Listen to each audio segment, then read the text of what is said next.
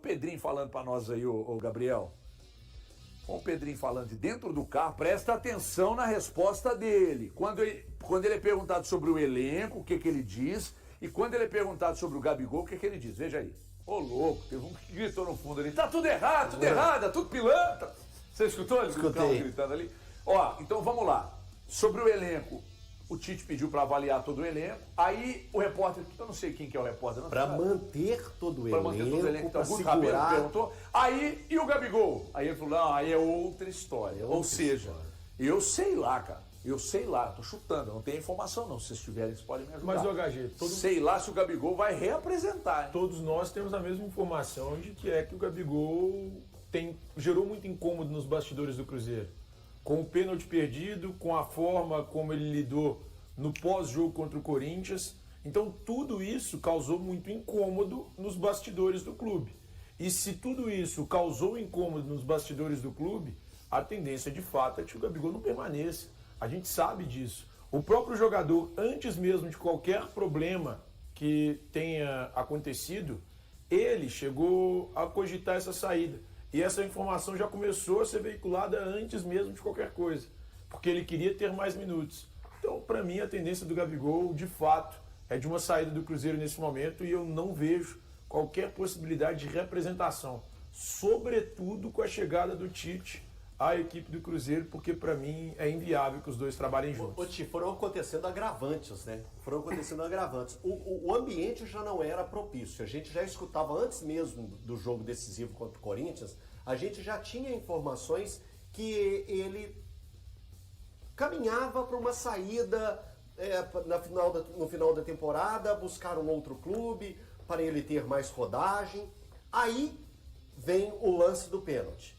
A forma que ele bateu, para muitos, uma forma diferente do normal que ele bate, para outros, desinteresse, falta de atenção, um momento de displicência, enfim, várias pessoas apontaram muitas coisas e eu não tiro a razão de nenhuma quando coloca as colocações que foram feitas.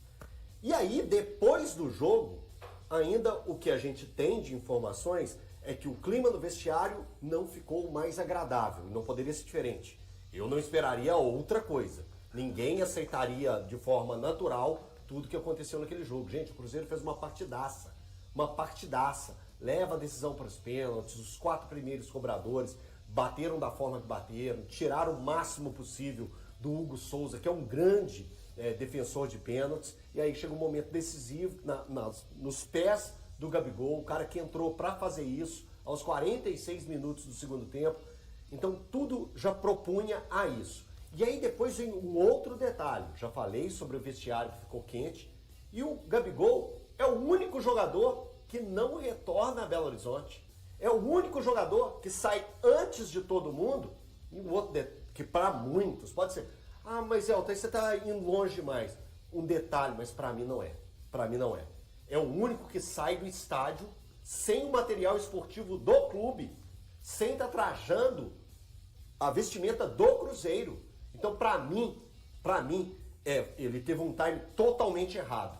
Ele é um dos principais jogadores que se aponta a saída do Cruzeiro da Copa do Brasil.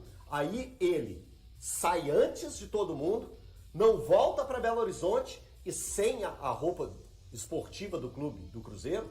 Para mim, ele passou do ponto e criou, em torno disso tudo que a gente acabou de colocar aqui, elementos para que ele não volte para o Cruzeiro.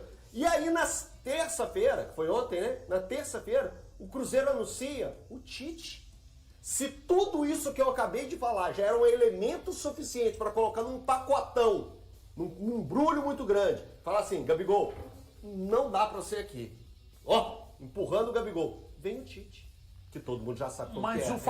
Mas o Fabrício Valgas, atenção, Valuzeiro, o Fabrício Valgas me disse, soprou um negócio no ponto aqui para mim agora, que é interessante. O Fabrício diz assim, HG, e se ele acerta o pênalti e o Cruzeiro vai para a final e, de qualquer forma, o Jardim sairia, né? Depois da final. Depois da final, já estava definido, sendo campeão ou não, o Jardim iria embora. E se ele faz o gol e o Cruzeiro vai para a final, e daqui a pouco o Cruzeiro é campeão da Copa do Brasil? Aí o Tite vem, e aí? Ele sairia de qualquer jeito? Mas aí contrataria um Tite? O HG, é difícil a gente responder essa boa questão, boa tarde para você a todos aqui no estúdio, levantada pelo Valgas, mas uma coisa já é fato. Vamos tirar o Tite da história e colocar a temporada do Cruzeiro até o Jardim terminar? O Gabigol já havia demonstrado por várias vezes, foi temas, foram perguntas que aconteceram nas coletivas também, da utilização do Gabigol. O Jardim falou em vários momentos, quem não tem a capacidade de utilizar todos esses jogadores sou eu. E o Gabigol manifestou que gostaria de mais minutos, mas a verdade é que a temporada não deu brechas a ele. E por conta do rendimento dos jogadores no campo, e também, vou falar, ele nunca incomodou através, porque assim, o fulano, o Caio Jorge e o Matheus Pereira tá muito bem. Tá, mas quando aparece um jogador o suficiente para incomodar, para fazer o técnico pensar, ele pode repensar, mas o Gabigol nunca conseguiu ter um desempenho para colocar a pulga atrás da orelha no Leonardo Jardim, nunca. Ele teve um momento que ele foi útil, que ele ajudou, sim, claro, bem abaixo da expectativa dele, mas muito abaixo. Mas aí também eu gosto de falar, existem vários fatores para a gente determinar a expectativa do Gabigol, quando ele chega, a forma que ele chega, promessas que foram feitas para ele fora do vestiário, de titularidade, por gente que nem deveria prometer isso, já que não era técnico do Cruzeiro. Tá, tem todo um contexto, mas falando desse contexto final, então já seria difícil imaginar a permanência. Ele ia viver mais um ano no Cruzeiro, porque o Leonardo Jardim, imaginando o cenário dele permanecer, o que ia fazer mudar? Vai mudar agora, o Gabigol vai iniciar 2026, porque o ano é 2026 e não 2025. Cara, o campo já havia mostrado para o Jardim quem eram os jogadores que mais atendiam aos aspectos táticos, técnicos e físicos dentro do campo. E não era o Gabigol. Tá, fechada a página, Jardim. Aí temos a chegada do Tite. O Gabigol ele foi fazer praticamente o que um kicker faz no futebol americano. Ele é o especialista para um determinado momento. E ele é um especialista em cobranças de pênaltis. Ele não é um bom cobrador, ele não é um ótimo, ele é um especialista em cobranças de pênaltis. E que treinou para fazer aquilo, de acordo com o técnico Leonardo Jardim. Vai e cobra da maneira displicente, desinteressada, desconectada, como foi na partida. E na sequência chega-se o Tite. Cara, eu não tenho a menor dúvida. Agora, o torcedor tem que ter em mente o seguinte: não adianta achar. Quem vai baixar a cabeça para alguém nessa história é o Gabigol para o Cruzeiro. O Cruzeiro não vai repetir o que aconteceu no caso do Dudu. Não vai ter saída do Gabigol com o Cruzeiro pagando valores. Não vai. Talvez ele se reapresente, sim, porque as coisas não são feitas de uma maneira relâmpago. É uma operação complicada para ele sair, mas uma coisa eu garanto ao torcedor do Cruzeiro: ele não vai sair da mesma maneira que saiu o Dudu, com o clube pagando milhões para um jogador que se comportou da forma que o Dudu se comportou no Cruzeiro. Enfim, a saída vai ser conduzida, mas ela pode não acontecer do dia para a noite, nem na velocidade que o torcedor do Cruzeiro gostaria que fosse. É bom deixar bem claro como que vai se dar o processo para que o Gabigol venha de fato a deixar o Cruzeiro. HG, boa tarde a todos. Eu vou te responder essa pergunta na minha opinião. Eu acho que ele sairia da mesma forma. Se ele fizesse o gol, se ele fosse campeão, porque a gente não pode ver só esse recorte de um jogo decisivo, a gente teria que ver o recorte da temporada toda. Posso fazer o Flamengo uma pergunta? foi campeão da Copa do Brasil, ele fez gol decisivo, mas foi ele campeão e ele saiu. Ok, mas ali já estava definido. Mas deixa eu te fazer uma pergunta. Eu tinha acabado de falar em cima minha parte. Em cima disso aí, cara. Você vai continuar falando, é só te fazer uma pergunta mesmo. Pra não perder o negócio. Até perdi já que eu quero. Aí, tá vendo? Não é possível um negócio desse. Você quer atrapalhar, quer blefar. Mas sai o Jardim. Vai sair o Jardim, igual o Jardim sairia. Você acha que um novo treinador não poderia utilizá-lo?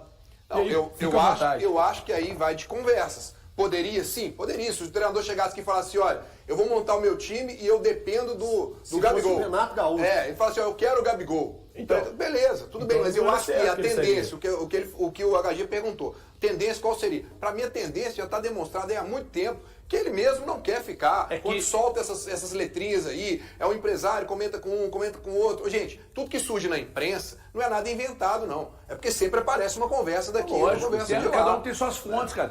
Tem gente ligada ao jogador que passa informação pra gente.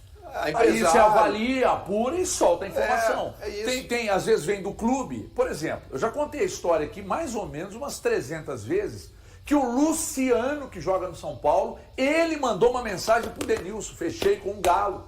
Ele, Luciano, jogador, mandou uma mensagem pro Denilson. O Denilson foi e meteu no ar lá. Ó, Renato, acabei de receber uma mensagem que foi do Luciano, que o Luciano fechou com o Atlético. Ele só não falou que foi o próprio Luciano. Daqui a pouco, no final da tarde, o Grêmio anuncia o jogador lá. Enquanto o Luciano falou que tinha fechado com o Galo, o empresário dele fechou com o Grêmio. Aí ficou o Denilson mentiroso. Aí o Denilson, para não pagar de mentiroso, falou, gente, olha que vocês estão vendo que eu não sou mentiroso. Foi o próprio Luciano que me falou. Então isso acontece. Por exemplo, eu recebi uma informação durante o programa lá na Band News hoje, recebi uma informação de uma fonte que inclusive está assistindo a gente, que eu confio e gosto muito, me disse, ó, tem um empresário, patrocinador do Santos, que foi convidado, recebeu um pedido para que ele intermediasse financeiramente a viabilizasse a ida do Gabigol para o Santos. Então um empresário, uma marca que já é patrocinadora do Santos, esse empresário pediram para que ele viabilizasse a ida do Gabigol para lá. A impressão que eu tenho é que o Gabigol, o Valu falou disso hoje, o Gabigol até um certo momento da temporada, ele se desdobrou nos treinos, ele se entregou nos treinos, mas ele não tinha as características que o treinador queria. Aí o treinador rechaçou a possibilidade dele entrar no time. Quando ele viu que não ia jogar mesmo, ele falou assim, eu vou embora disso aqui, não vou ficar aqui não. E aí, o que mantém o Gabigol ali? Cara, o salário de 3 pila. Quanto ele ganha, Thiago? 2,5. Não é problema nosso, mas é bom, né? Só para justificar. Então é o seguinte, 2,5 pila por mês, recebendo rigorosamente em dia. Cara, tudo bem, se ele tem uma proposta melhor perto disso, para um time que ele vai ser titular, ele vai meter o pé. Aqui, se o Gabigol bater o pé e quiser, se o Gabigol bater o pé e tô com valor e achar que os caras vão liberar por qualquer... toma aqui, sei lá quantos milhões e vai embora. Toma 30 milhões, 50 milhões. Pagando uma parte do Cruzeiro. Esquece não vai, isso, tá? Não existe essa possibilidade. Agora, não vai acontecer. Agora vamos imaginar um cenário aqui, Eltim. Tem mercado do Gabigol hoje pra você? Cara, vamos Santos. Não. Quem que é o time além do Santos? O cara, sei lá. Peraí, gente. Vamos lá. Não seria loucura nenhuma o Gabigol aparecer num Grêmio, no Internacional, no Fluminense. Mas até agora ninguém demonstrou interesse. Peraí, não. Aí é o que a gente sabe até o momento. Você sabe que tem muita coisa aqui dentro do esporte que são feitas assim, tudo pelas beiradas. Para um Fluminense tá atravessando um Santos, eu não duvido também joga com o Zubeldia. Não tem a menor chance de jogar com o Zubeldia. Não mude roupa. Não tem a menor chance de jogar com o Zubeldia. Menor. Com o Zubeldia. Se for outro técnico, beleza. É porque o Mas Gabigol, com o Zubeldia ele não joga. O pacote... Com o Luiz Castro no Grêmio eu acho que ele não joga. O combo Se Gabigol, for o Pessolano pro Inter, pra mim ele não joga. O combo Gabigol, não tem como. Que foi o combo que atraiu o Cruzeiro. O Cruzeiro queria uma grande referência, buscou o Gabigol. Quando buscou o Gabigol, você já estava aqui, Galante? Não, ainda não, né? Quando buscou o Gabigol, ninguém aqui disse que o Cruzeiro errou. Não, ninguém. Né? Ninguém errou. Por quê? Porque, cara, o Gabigol tinha acabado de ser campeão, decidindo uma final. Dentro e fora de campo. A gente pensou que foi perfeito. Eu virei a chave completamente depois do jogo de domingo, HG.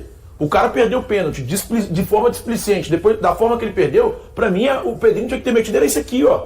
E assim, obviamente, não acho que o Pedrinho tinha que fazer isso. O Pedrinho tem que proteger o Cruzeiro. Mas, eu posso fazer. Vaza, irmão. Vaza, mete o pé. Cara, eu achava o Gabigol um monstro.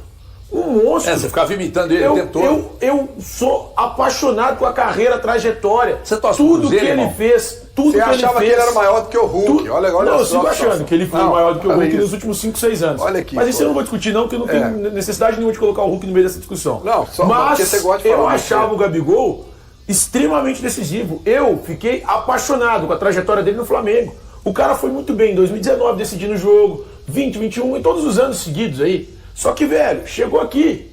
E aí pega essa reta final de Gabigol no Cruzeiro, cara, é inacreditável, velho. Parcial da enquete no YouTube lá, ô Gabriel. Ó, a gente vai tentar colocar, agora foi. Engraçado, lá na rádio, Eltim.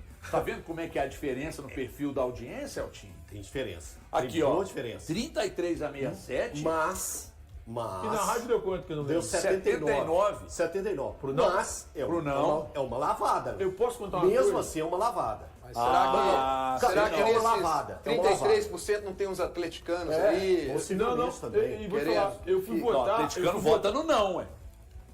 Não, Não, deveria não, permanecer no Cruzeiro, atleticano atleticano vota vota no sim. Sim, Eu fui votar e sem querer apertei o sim, velho. Aí eu tentei mudar Quê? o voto, sem querer apertei o sim. Porque lá na rádio eu votei não. Mas na hora de votar agora, eu, com o meu dedo gordinho, eu fui apertar aqui pra votar. Engraçado, eu falei sim, de sem querer. atleticano, votou não, você Não, falou não, votei sim. Mas eu aqui, votei sem querer. independente, Eu votaria- independente Você torce pra disso, algum gente, time? independente Ninguém. disso, a diferença é muito grande aí. Isso A seria diferença pro tá aí, Atlético, tá pode ter certeza. escancarada aí pro torcedor. E é isso, é o que a gente está debatendo aqui, é o que a gente tem visto desde domingo, uma revolta muito grande do torcedor cruzeirense. Se faltava alguma coisa, a chegada do Tite já não falta mais para a saída do Gabigol.